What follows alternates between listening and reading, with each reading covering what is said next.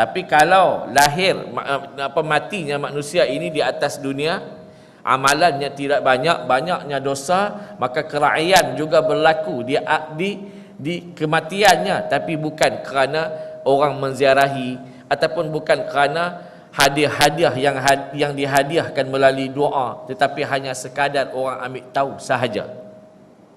Tuan-tuan cuba tengok 2 hari lepas di Kedah.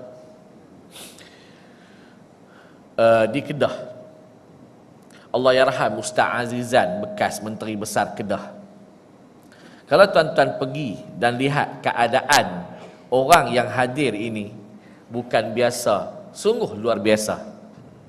Dan orang-orang yang hadir ini bukan nak tengok sangat jenazah dia tu, tapi kebanyakan daripada mereka hadir memberi penghormatan dengan membacakan Al-Quran dan berdoa. Dan pakat tunggu tuan-tuan, ramainya kerana nak sembahyang, kerana nak sembahyangkan jenazah. Allah yarham Ustaz Azizan.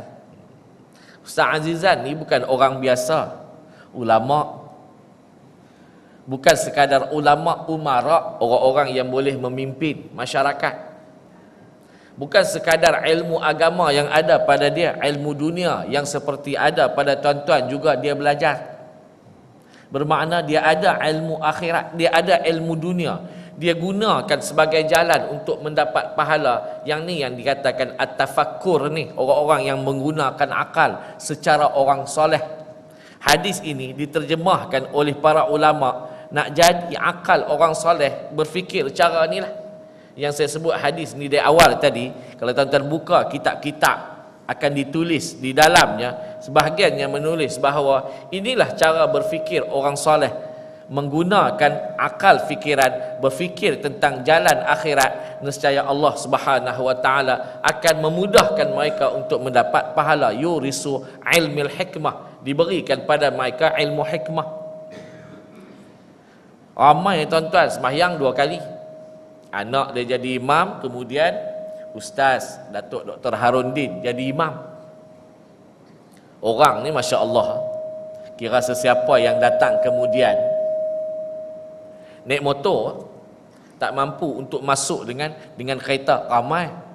Tapi ada juga manusia yang terkenal, mati mereka diziarahi, tapi ziarah hanya sekadar nak tengok aja lah, tengok pusing balik keluar, pusing tengok balik keluar. Sebab itu tuan-tuan yang dirahmati dan dikasihi Allah sekalian, hebat orang-orang yang soleh ataupun orang-orang yang Allah berikan. Hebatnya orang-orang yang soleh dan orang-orang yang Allah berikan pada mereka ilmu-ilmu yang membolehkan mereka mendapat pahala di akhirat. Tuan-tuan yang dirahmati Allah sekalian, dalam soal mati ni, saya tak nak cerita pada tuan-tuan mengenai mati, bagaimana matinya orang yang baik dan bagaimana matinya orang-orang yang tidak baik.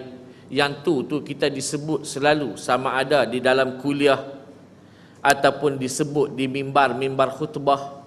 Tapi saya nak cerita pada tuan-tuan tentang perbandingan mati yang berlaku di Malaysia ni dengan mati yang berlaku di Mesir. Ni nak ajak fikir pagi-pagi ni, nak ajak gunakan fikiran. Allah bagi pada kita fikiran, fikir. Orang di Mesir dalam masa sebulan 2 ni mati, dan orang di tempat kita dalam masa sebulan 2 ni pun mati. Ni nak ajak fikir tentang akhirat ni, nak fikir tentang akhirat ni. Apa sebenarnya keutamaan ni? Apa yang hebatnya orang yang mati di Mesir dengan orang yang mati di tanah air kita? Dalam masa sebulan 2 ni orang-orang Mesir mati syahid.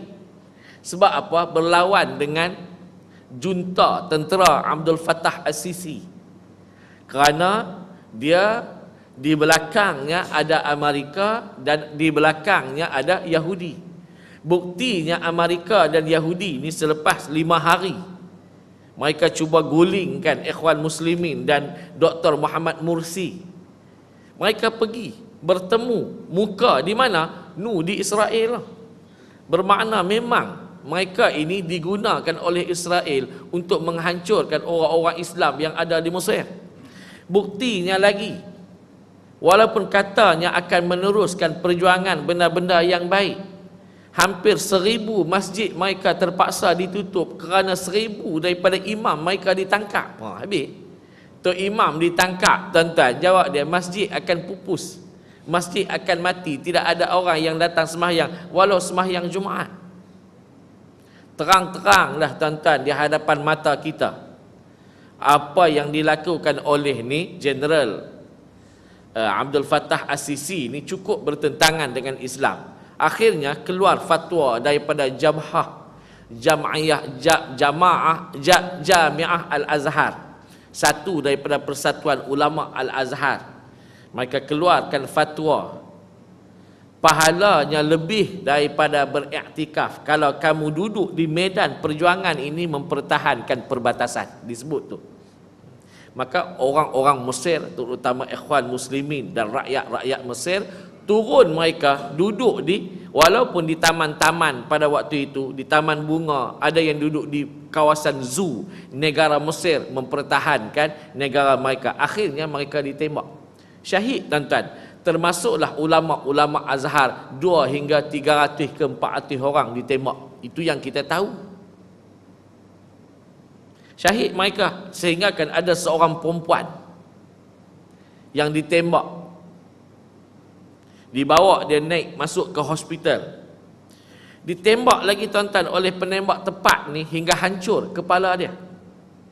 Walaupun kepala dia hancur, tapi mukanya dipelihara oleh Allah Ta'ala.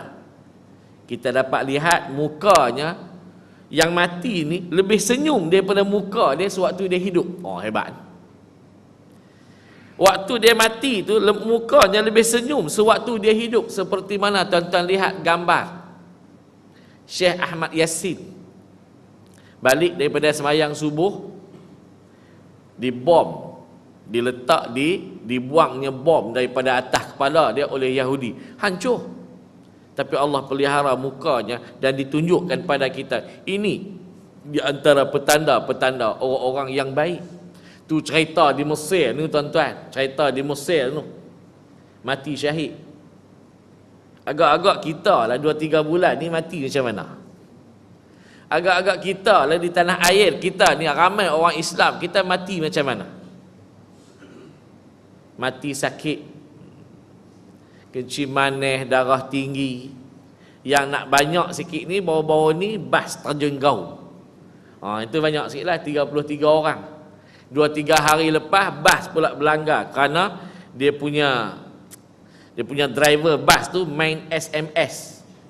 2 hari semalam ni ada orang Kelana Jaya telefon, dia kata, Ustaz tak payah naik bas.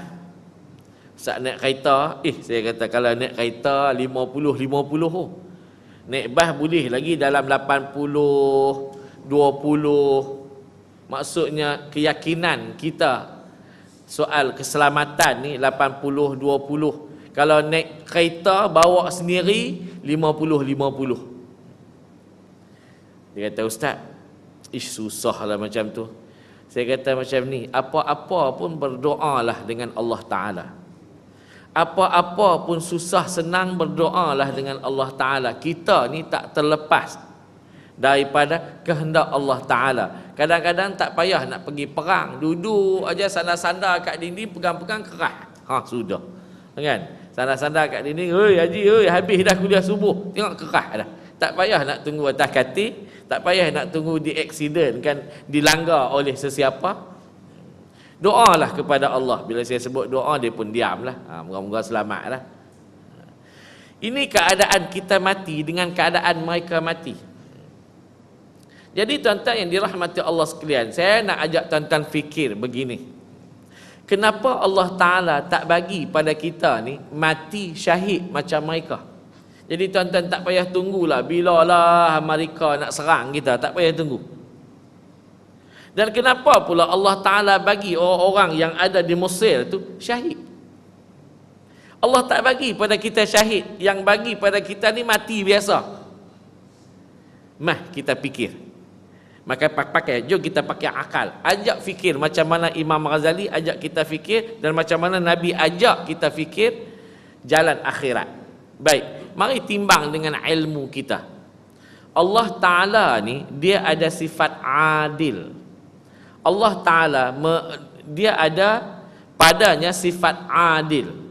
Sifat adil ini mengikut ukuran Allah berbeza dengan kita.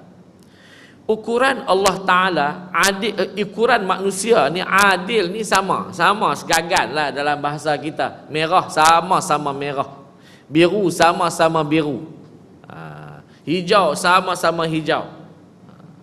Beli baju pun beli sama aja besar dia. Beli saiz S, anak 2 tahun pun saiz S, anak 15 tahun pun saiz S, anak 20 tahun pun saiz S. Apa yang berlaku?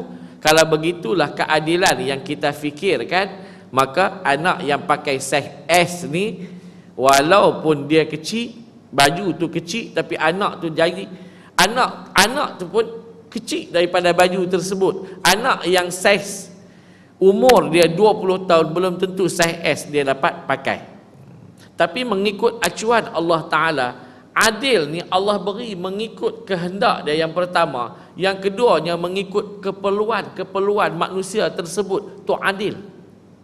Ya, memang Allah tak bagi kepada kita kematian syahid, tapi Allah beri pada orang Mesir. Kenapa? Tuan-tuan yang dirahmati Allah sekalian, orang Mesir, suasana Mesir berbeza dengan kita. Kita duduk di tanah air kita, terutama di Malaysia ini, di Selangor ini sebagai khususnya. Yang pertamanya, menghadiri majlis ilmu ini menjadi budaya kepada kita dan ramai orang-orang yang hadir. Nak dibandingkan dengan negara Mesir, orang-orang dia di sudut majlis ilmu ni tak banyak. Majlis ilmu di Mesir ni tak banyak, yang banyak ulama-ulama mereka. Nak boleh hadir kuliah subuh macam ni, ada muslimat lagi jauh. Mana ada kuliah muslimat di Mesir? Kuliah muslimin pun kalau tuan-tuan pergi ke Masjid Al-Azhar Mesir tu, ada kuliah tetapi kelompok-kelompok kecil. Kelompok ni ada 10 orang, ni ada 20 orang, ni ada 5 orang, ni ada 25 orang. Macam tu je. Nak kuliah tu dihadiri oleh orang yang seramai kuliah yang disampaikan oleh Ustaz Azhar Idris jauh. Nak dapat 100,000 macam tuan-tuan buat, negeri Selangor buat hari tu merdeka pada tahun lepas, nak dapat kehadiran seramai itu susah. Tapi orang-orang yang ada ilmu ni banyak di Mesir. Sehingga kan Imam Syafi'i pernah sebut, waktu dia sebut tu ramai orang tak pergi ke Mesir lagi. Dia kata apa? Kalau kamu belajar ilmu Islam, pergilah belajar di Mesir. Orang-orang yang tidak sampai belajar ilmunya di Mesir waktu tu, maka orang ini dianggap ilmunya belum sempurna. Tu Imam Syafi'i sebut. Sebab tu matinya Imam Syafi'i bukan di Gaza, tapi matinya di Mesir. Dia lahir di Gaza, Palestin, matinya di Mesir. Kerana apa? Dia mencari ilmu yang ada di Mesir. Sebab tu hebat ilmu dia sewaktu dia berada di Iraq. Fatwa yang keluar dipanggil Qaul Qadim. Fatwa lama yang digabungkan di antara pandangan dia dan pandangan Imam Malik di Madinah. Dia duduk di Mesir pada waktu itu, dia boleh keluarkan fatwa-fatwa yang baru, diolahkan ilmu dia, boleh dikeluarkan fatwa, maka disebut sebagai qaul jadid, fatwa baru waktu berada di Mesir. Hebatnya ilmu yang ada di Mesir. Tapi di sudut pengamalannya, terutama majlis ilmu ini kurang. Yang tuan-tuan tengok itu demonstrasi.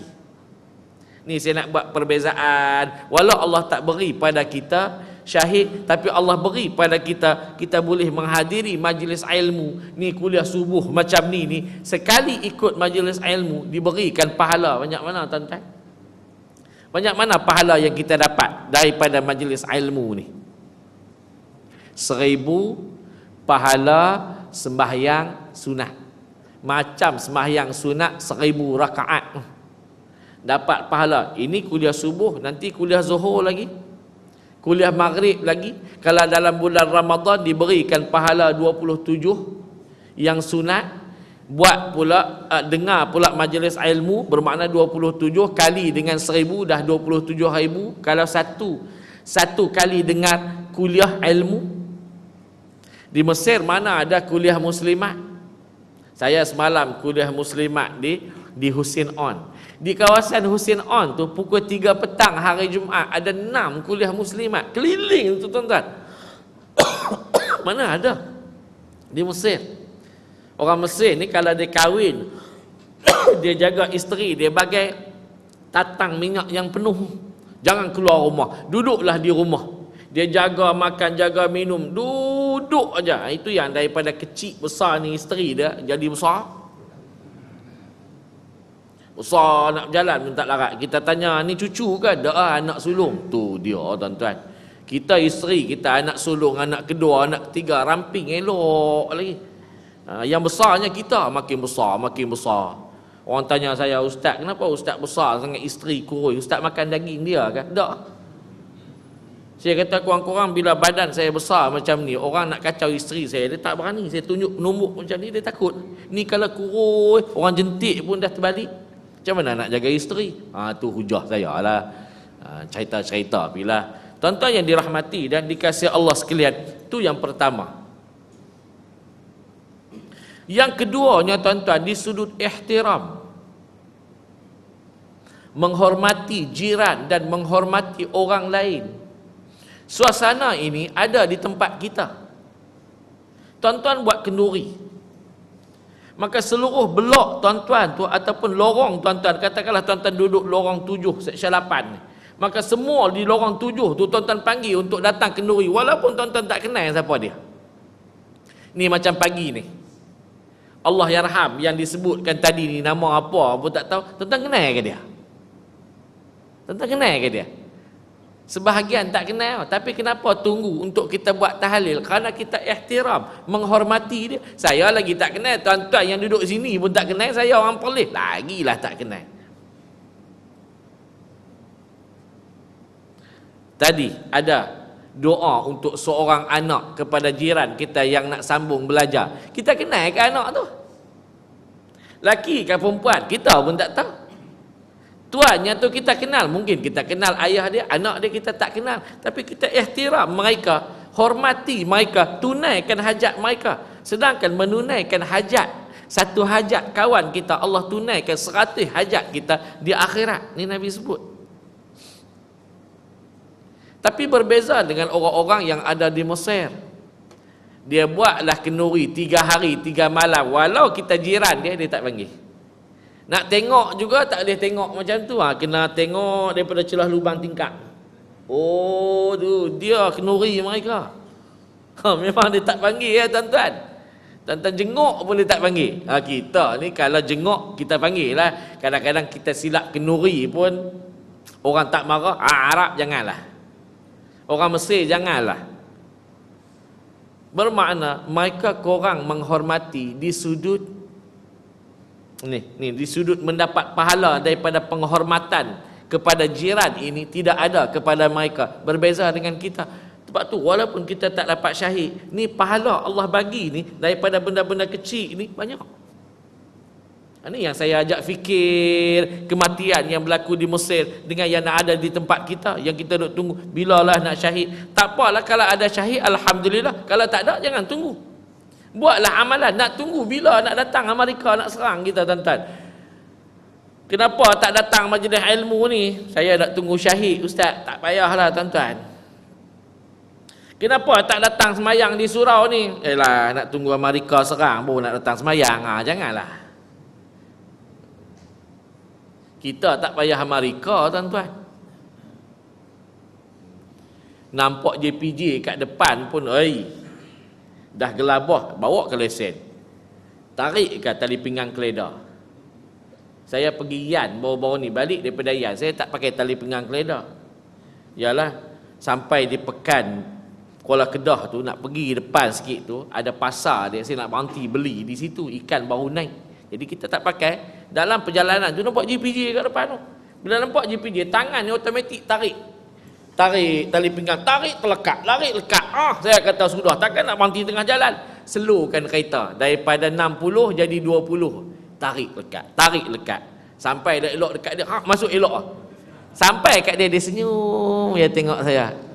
Dia kata jalan. Senyum, dia pun tahu dah gelabah tuan-tuan. Tak payahlah tentera mereka nak datang letak senapang di kepala.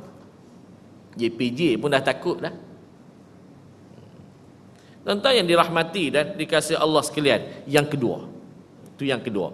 Yang ketiganya,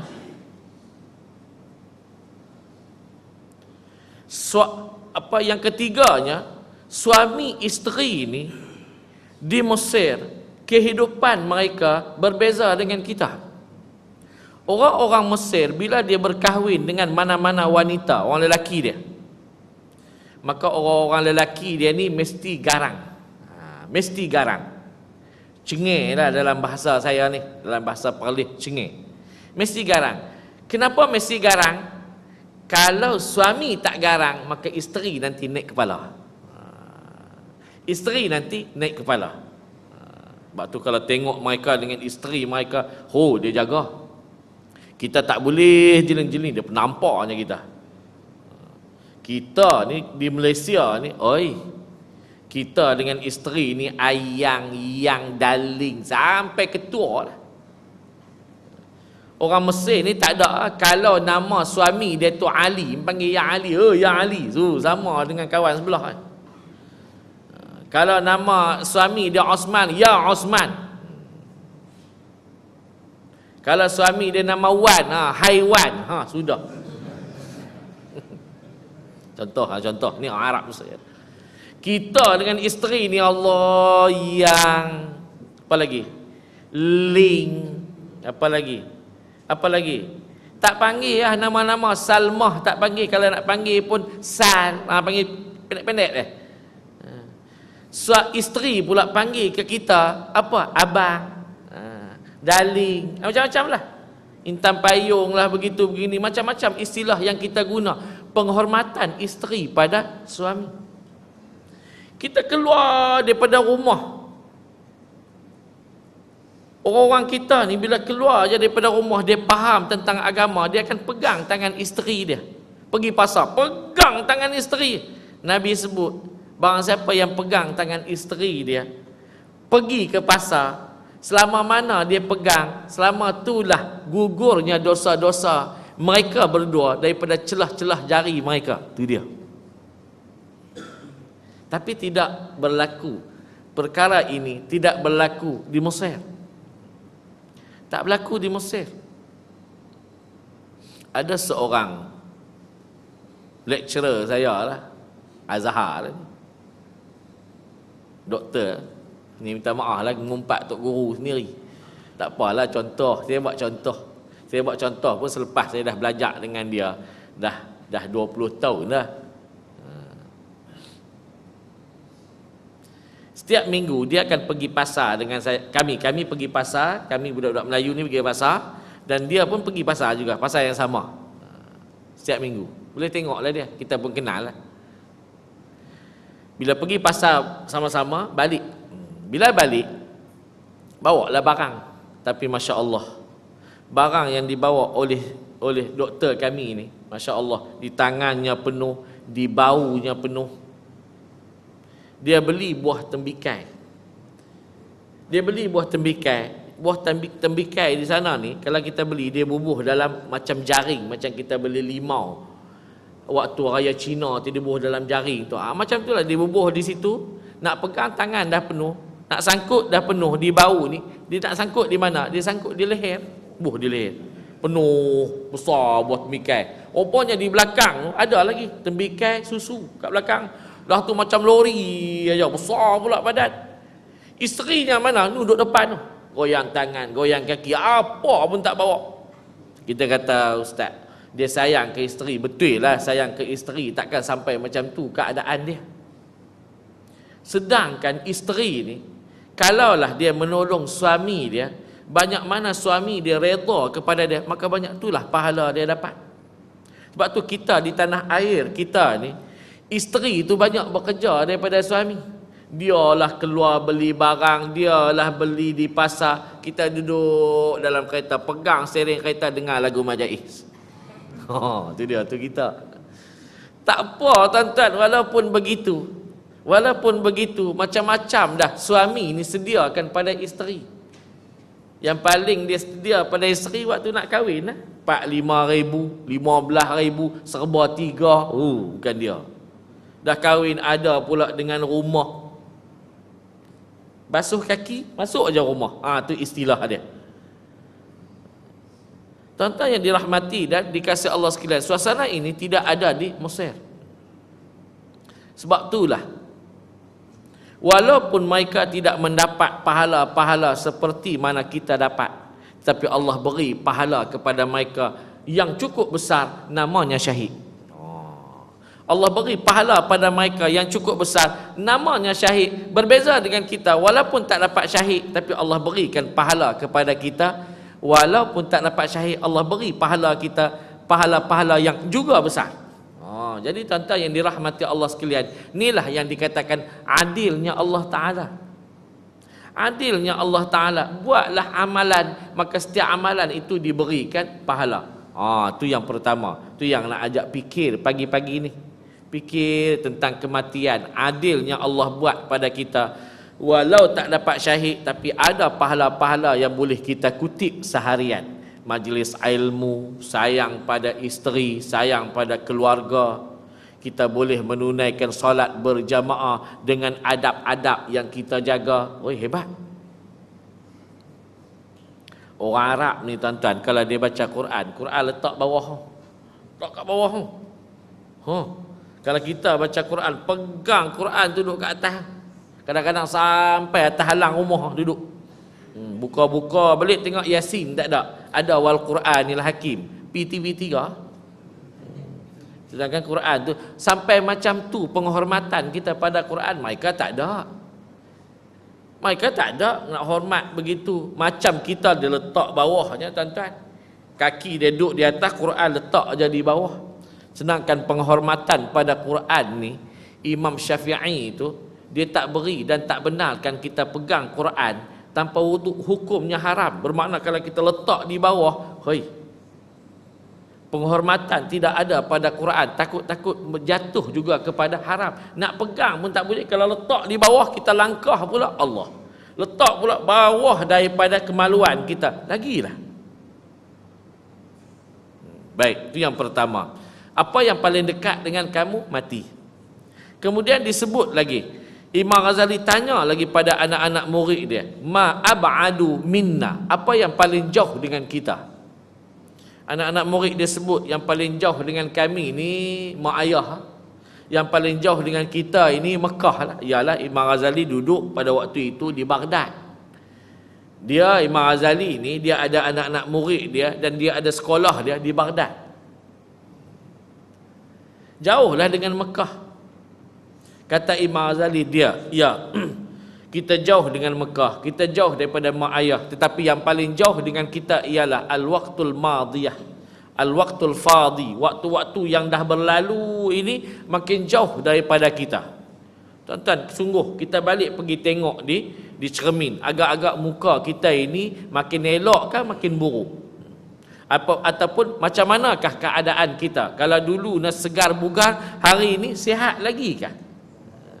Kalau dulunya rambut kita hitam, hari ini rambut kita dah putih.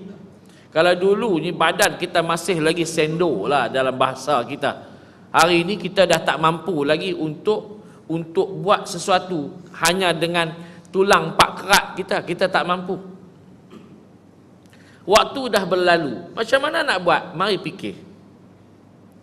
Kerajaan Malaysia ni, dia buat satu sistem yang namanya KWSP. Kenapa KWSP ni dibuat? Kerana wang kita, waktu kita bekerja, diambil beberapa peratus dan disimpan dalam KWSP, kumpulan wang simpanan pekerja. Sampai umur kita 56, 58 atau 60 atau pencen, maka duit tadi boleh dikeluarkan untuk belanja hari tua kita. Sebab tu bila kita ada duit pencen tu yang boleh relax subuh-subuh hadap ni.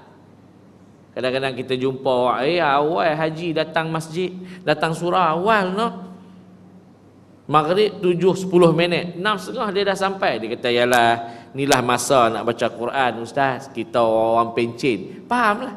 Bermakna ada tak simpanan pencen dia? Ada. Berapa lama dia bekerja? Ikutlah. Kadang-kadang ada orang bekerja dah 20 tahun, 30 tahun, pencen. Bila dapat aja pencen, banyak. Dia pula bekerja, gajinya tinggi. Kami yang mengajar sekolah agama ni, gaji takat 1,000, 1,200, daripada 400 naik sikit 10 tahun barulah ada 1,000. Itu pun kita ada KWSP, pergi cek setiap tahun. Ui, ada 3,000 Okey, 3,000 tu banyak tak sangka dah lah kami ni. Balik tidur tak lena, rasa-rasa macam boleh boleh terbang pergi ke bulan. Tambah-tambah kalau gaji seseorang itu lebih banyak. Ni kerajaan Selangor.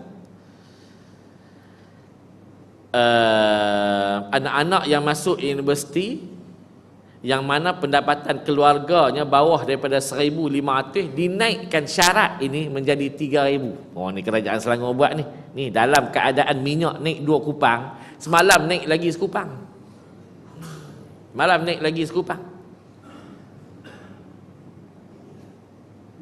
Ada orang di kampung saya, dia kata, "Hai, lepas ni 5 tahun lagi kita tukar." Saya tanya, awak kenapa tak tukar ke baru-baru ni?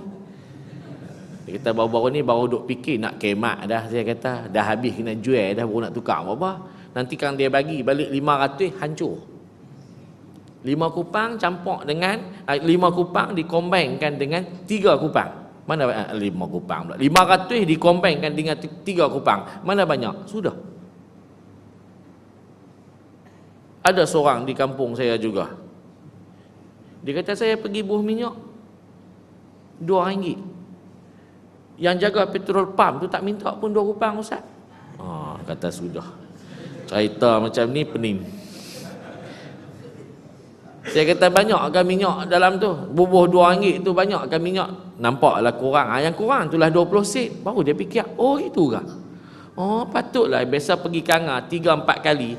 3 kali pergi, balik kali berulang alik, 3 kali pergi, balik 2 kali, minyak RM2 dah habis. Kali ni pergi 2 kali, balik sekali, minyak dah habis. Itulah tanda 20 sen kurang di situ. Barulah dia fikir, tu tak nak tukar-tukar lagi. Tuan-tuan yang dirahmati dan dikasihi Allah sekalian, cuba bayang, kalau orang tu gaji dia 5,000, berapa banyak KWSP dia dapat? Kalau orang tu gaji dia sebulan 425,000, berapa dia punya KWSP dia dapat? Tuan-tuan punya pengurusi Syabas, kami di Perlis JKR lagi. JKR, Perlis ni JKR lagi. Sebab tu JKR ni kalau kita pergi daftar nak masukkan air 3 bulan baru dia datang bubuh meter. Tu JKR. Surau saya 3 bulan tu. Bila saya dah tahu macam tu, saya dah tahu macam ni perangai dia. Selepas daripada sebulan mereka bubuh tak bubuh meter, saya pergi tahu. Saya kata, saya ni ada surau, saya tunggulah dengan amanah supaya awak semua turun bubuh meter. Tapi awak semua, saya dah bayar macam-macam, dah semualah perlu bayar, saya bayar. 1 bulan saya tunggu, kami terpaksa menggunakan air di rumah jiran. Saya balik ni, saya dah beli dah dia punya pipe untuk saya sambung. You tak nak pergi bubuh, tak pergi bubuh pun tak apa. Kata, saya pun balik sambung, esok dia datang bubuh elok. Tu dia kena macam tu. Mereka pun bagi tahu, kami ni bos baru tukar. Tak kira lah itu bos. Ni saya nak kira pergi bubuh ni, takkan bos nak pergi bubuh. Saya pergi sambung aja, esok je dia datang. Elok. Saya kata, nak saman sila, saman, jom lawan di mahkamah. Nak heran apa? Nak lawan setakat air ni, kita tak ada apa. Kerajaan pun kita lawan, setakat air tak ada apa. Dia pun dengar-dengar, itu dia ustaz ni sakan. Saya nak kata balik, esok dia datang. Tu dia ayat dia. Lepas tu Rumah sahabat saya, mereka pergi bubuh paip. Orang paip tu bagi tahu, dia kata, abang, lambat sikit lah paip ni dalam 3 bulan. Tak apa, esok saya pergi. Saya kata, paip dah siap, esok pergi bubuh lah. Tak nak bubuh, saya sambung. Dia tengok muka saya, esok dia pergi bubuh. Elok. Oh ya, tak payah tunggu 3 bulan. Oh tu, dia orang ni. Yang kita tak takut tu sebab dia bukan malaikat maut. Orang macam kita lah juga. Ada hidung, ada telinga. Cuba bayang tuan-tuan, kalau gaji dia 425,000 sebulan, agak-agak banyak mana KWSP dia dapat? CEO Maybank banyak mana? Gaji dia apa CEO Maybank? Sebulan 800,000. Agak-agak banyak mana dia punya potongan KWSP dia? Yang paling murah CEO bank ni, bank muamalat yang nak kena jual. Itu paling murah. Murah pun tuan-tuan dah 250,000. Tu dia. Ni orang-orang besar ni. Ni yang division A1 ni. Oi, kalau dia Perdana Menteri 20 tahun, banyak mana agak-agak KWSP dia? Anak dia pakai Bugatti. Tuan-tuan tahu Bugatti itu menantang apa? Bukan kereta lembu. Saya ingat kok Bugatti ni bahasa Hindu. Buka balik internet, oh Bugatti ni kereta. 1 kilometer minyak dia yang RON 97 tu RM10 1 kilometer. Tuan-tuan balik pergi ke KL, daripada sini ke KL berapa kilo? Ha? 40, RM400. Masya Allah, RM400 tu. Kalau kereta saya nak pakai tu 3 kali pergi balik KL. 1, 2, 3 balik. Pergi KL, Bugatti tu dia punya dia punya road tax dia 24,000. Tu nasib Bugatti tuan-tuan. Kalau yang pakai Lamborghini, dia punya road tax 3,000 setahun. Tu dia. 3,000. Bukan 3,000. Lebih bukan 3,000, yang tadi 24,000. Tu Bugatti tu, minyak dia. Yalah, cuba bayang kalau bapak dia bekerja sebagai Perdana Menteri 20 tahun, banyak mana? Tambah-tambah orang-orang yang division A1 ni tuan-tuan, mana-mana dia pergi free. Ni minta maaf ni cerita pagi-pagi tempat tuan-tuan mengantuk, saya cerita, nampak angkat balik kepala.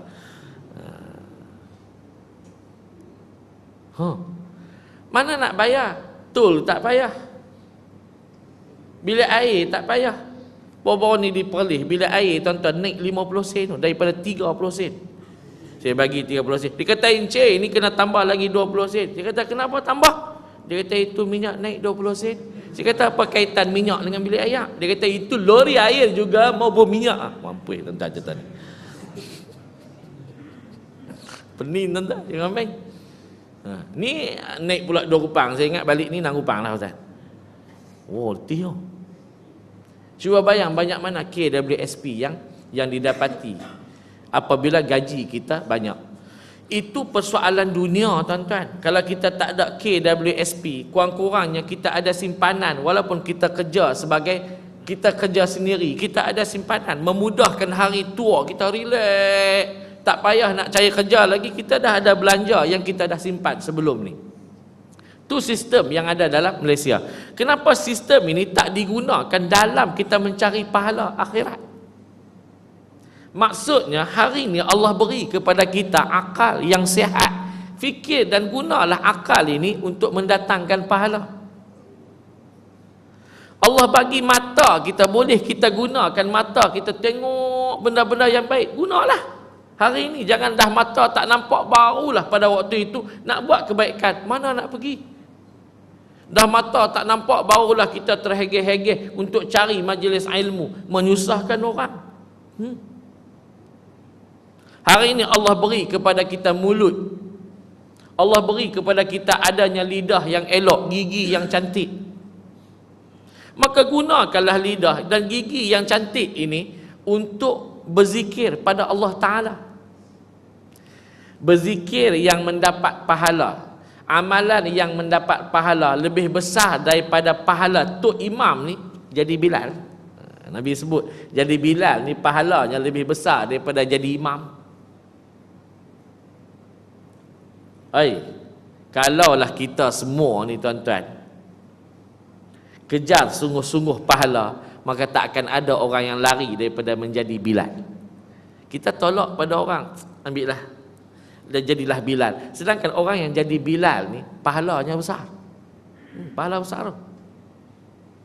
Ada seorang Bilal di surau saya 2 minggu lepas, pukul 2:30 pagi, isteri dia telefon bagi tahu Bilal ni dah nazak.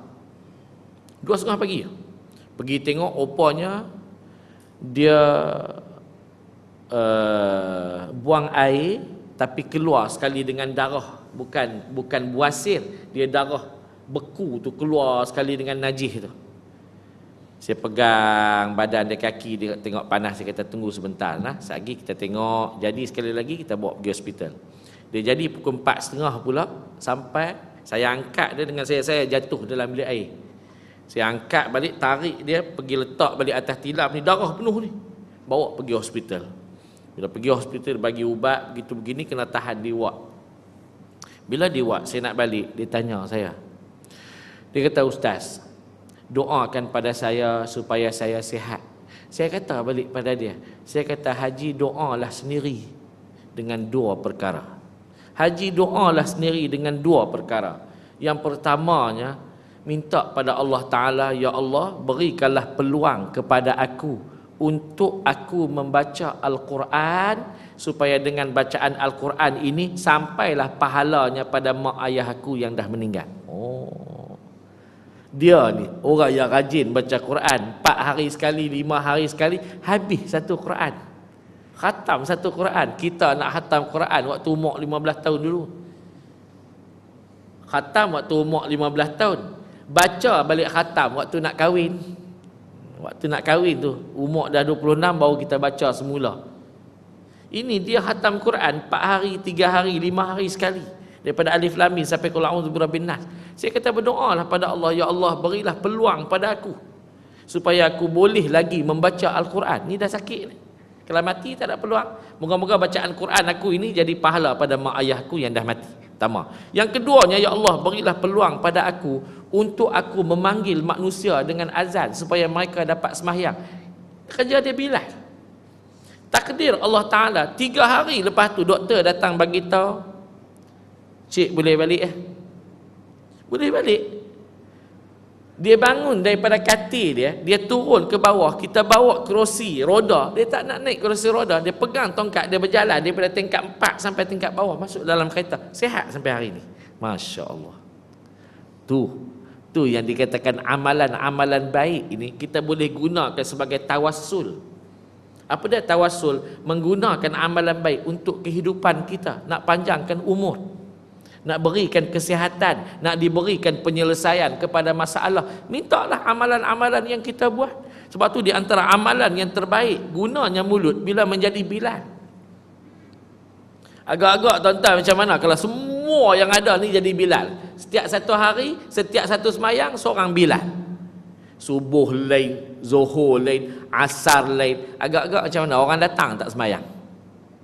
Orang datang nak tengok Tok Bilal sembahyang subuh, azan subuh sedap, Allah, macam Mekah. Sampai azan zuhur jadi India, Allah, bergegak habis satu surau. Orang nak tengok siapa lah jadi Tok Imam, dengan isteri-isteri kita pun tunggulah. Kalau jadi macam Cina pula, Allahu Akbar, Allah. Nak buat macam mana? Gigi nak setiap kali azan nak kena bubuh gigi. Jadi macam itulah jadinya. Asyhadu, sudah. Sat-sat lagi jadi Upi Ramli. Allahu Akbar, Allah. Macam lagu Dondang Sayang. Cuba try buat, tonton try buat macam tu. Sebab apa? Nak cari pahala. Jadi tak payahlah bagi kat Tok Bilal seorang. Rupanya tuan-tuan, bila saya sebut macam ni, kuliah tetap saya ada di Masjid Sungai Sekamat. Waktu Aisyah tu, Tok Bilal dia Tok Imam pegang, tak payah saya nak pergi azan. Tok Imam pertama dia pergi azan. Dia kata, saya tak mau jadi imam, jadi Bilal je ustaz. Sudah. Oh, tu dia.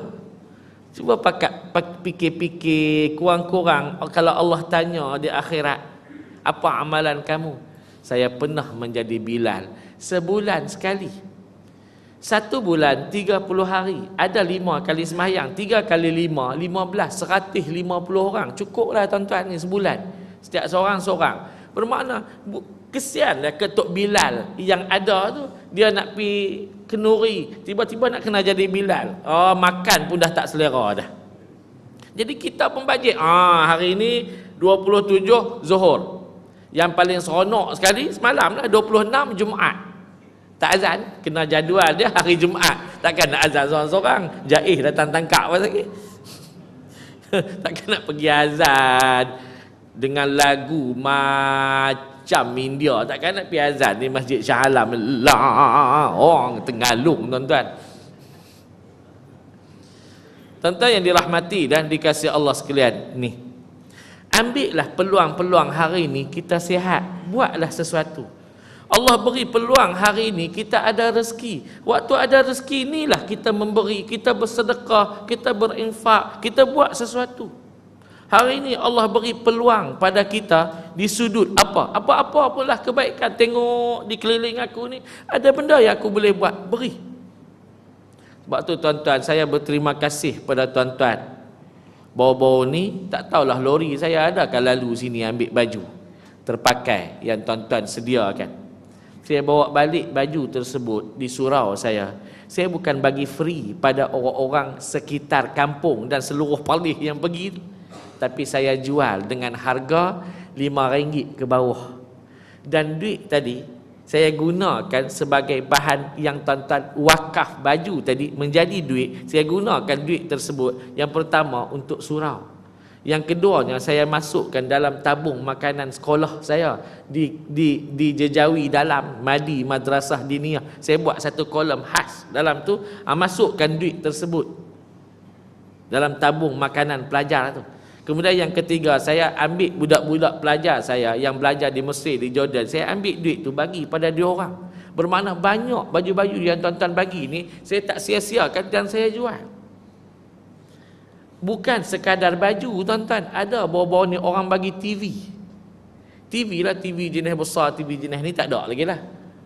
TV jenis besar tu. Saya balik pergi jual 100. Peti ais pun ada. Yang saya tak terima, kalau dia nak bagi rumah sebiji, suruh bawa pergi Perlis tu, saya kata tak ada, lori saya tak muat. Dia kata, ustaz, rumah boleh. Takkan nak korek bawa pergi. Tak payah, daripada nak pergi rumah lebih baik bagi duit atas nilai rumah. Macam-macam dia orang bagi. Bawa-bawa ni dia orang bagi kerusi set. Sama je, saya ambil, saya jual, duit tadi saya masukkan dalam tabung yang saya sebut tadi ni. Ambil peluang sungguh-sungguh. Orang kata ke saya, ustaz, kalau ustaz mengajak terus, tak payah buat kerja-kerja macam ni pun tak teruk. Saya kata inilah peluang waktu kita muda dan waktu kita boleh bercakap, orang percaya. Dan orang boleh percaya dan orang tahu ni betul, orang buat, dan kita buat sungguh-sungguh kehendak-kehendak orang. Bila dah sampai hari tua kita, tak payah teruk nak datang KL, nak bercakap pun dah tak mampu lagi. Jadi hari ni, sekarang ni, buat sungguh-sungguh. Ambil cara arwah Allah yang raham Ustaz Azizan. Dia berjuang tu tuan-tuan sampai jatuh sakit. Doktor kata kalau dia datang awal sebelum dia menang hari tu, insya-Allah selamat. Tapi nak buat macam mana? Dah dia menang dah, barulah dia jatuh, tak boleh nak bangun lagi sampailah Allah ambil nyawa dia. Moga-moga Allah beri syahid pada dia. Berjuang sampai mati tu. Jadi bermakna kita taklah sampai ke tahap tu hanya sekadar boleh menguruskan kebajikan-kebajikan yang baik ini, maka buatlah sungguh-sungguh. Kalau KWSP kita boleh jaga, kita boleh dapatkan, kita boleh terima dia, kenapa cara KWSP untuk dapat pahala akhirat kita tak buat? Jangan sampai Allah dah ambil apa kekuatan kita, Allah dah ambil kesihatan kita, baru terhegeh-hegeh, maka rugilah. Jadi tuan-tuan yang dirahmati Allah sekalian, itu sahaja yang boleh kita sebut pada pagi ini. At-tafakkuru fil akhirah, cara orang-orang soleh menggunakan akal, fikir adilnya Allah Ta'ala buat kepada kita dengan apa yang berlaku di atas dunia. Wallahu alam. Yang baik daripada Allah, yang kurang daripada kelemahan saya sendiri. Wabillahil hidayah taufik. Assalamualaikum warahmatullahi wabarakatuh.